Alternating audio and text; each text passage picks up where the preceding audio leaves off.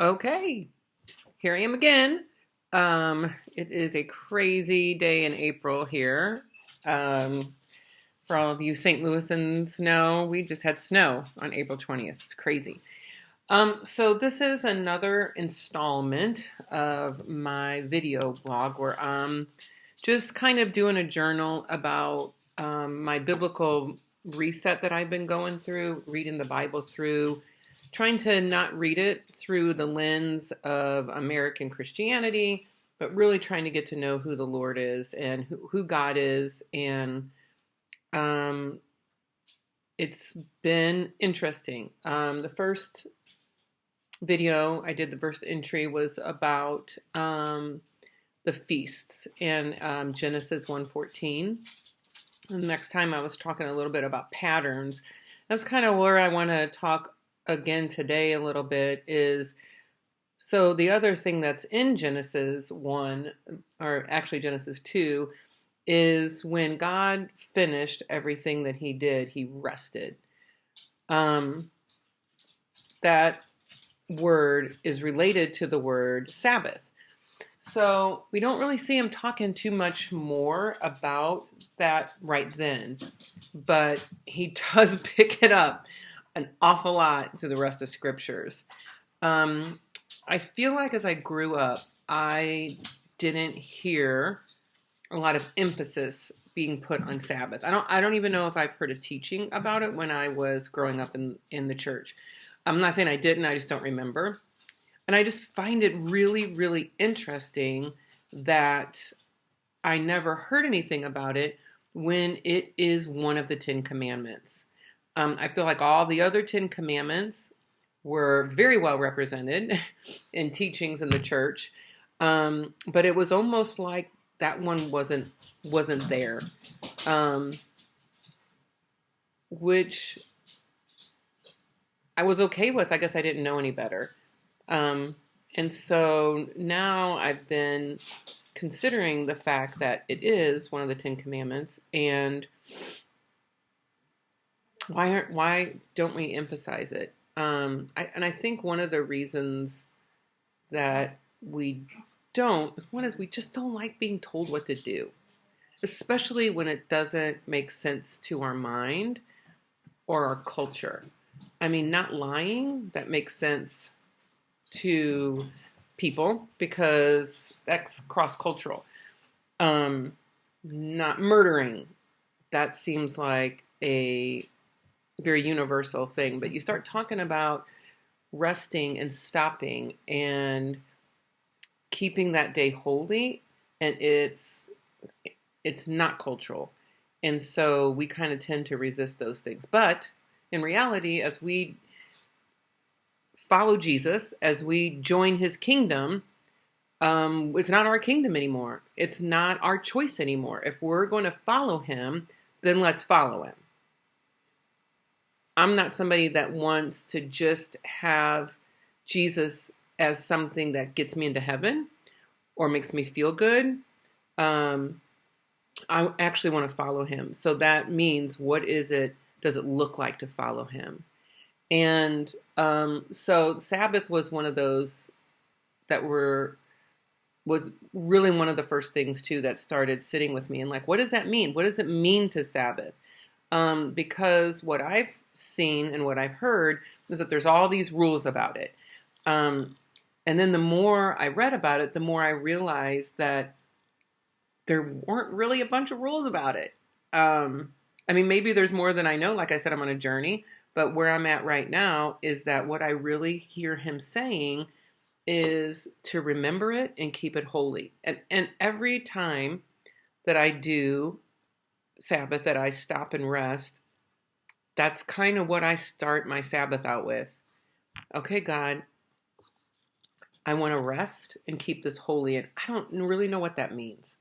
I know another thing that he says is that we shouldn't do any ordinary work. Everything else, like how many steps you can take, can you light a fire? Like if you look up Sabbath and you try to say, what are the rules of Sabbath? They won't, I mean, I could be wrong, but if you did Google that, this is what I think you would find. I don't think you would find somebody that says, an article that says, here's what the Jewish people say it is, but that's added. That's not accurate. That's not what the Bible says. But it'll just start telling you, here's the rules. Here's the rules of Sabbath.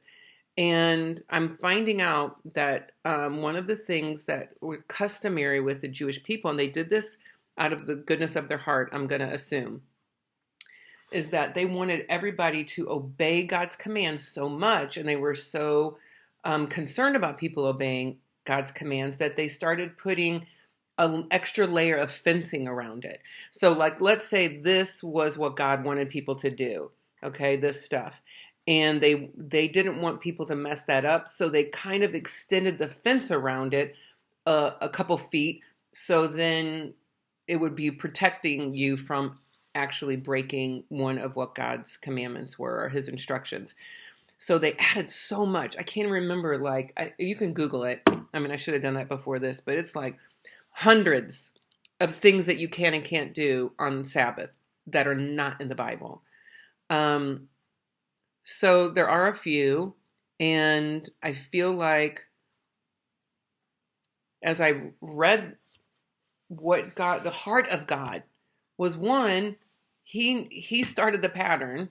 Let's go back to the pattern. He started a pattern that said, let's rest on the seventh day. He chose the seventh day. Now, it just so happens, if you've listened to my very first one, it talked about feasts, and they call them moeds, and that God designed them in a specific time based on the rotation of the earth and the stars and the moon. Okay? So actually, Sabbath is the very first moed. When God starts talking to the Israelites about the feast, he lists Sabbath as the very first one. So that made me start thinking that, and people aren't going to like this, and I may be wrong, but I'm just telling you, I started out thinking I can pick my Sabbath day whenever I want because it's about me resting. But the more I've looked at it and been willing to see that maybe I might be wrong, the more I'm realizing that it is connected to times that he wants to meet with us. Moed, a holy convocations, a time where God asks us to join him. And so it's fixed. I believe now that Sabbath is fixed, and it's fixed on the seventh day. I'm not telling you how to live your life. I'm not saying what does that mean when somebody has a job and the seventh day, according to the Bible, the biblical calendar, that seventh day is Saturday.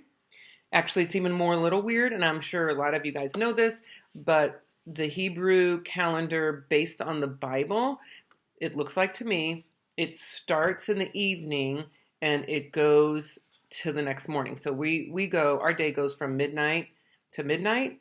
Their day goes from 6 p.m. to 6 p.m. So if this is correct, the Sabbath is on the seventh day from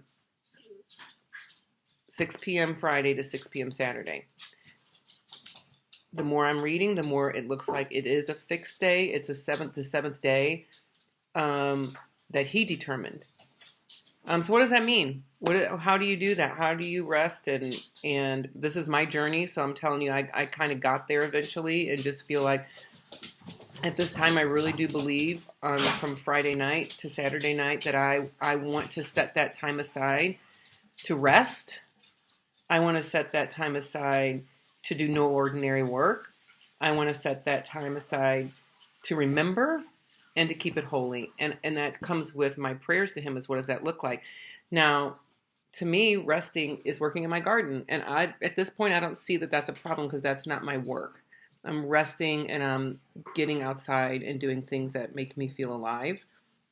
But that's where I'm at. That's where I'm at on this journey, and I hope you enjoyed this, and we're going to start getting into what people think are conflicting in the New Testament in Galatians and Corinthians. I want to touch base on that next. Okay, see ya.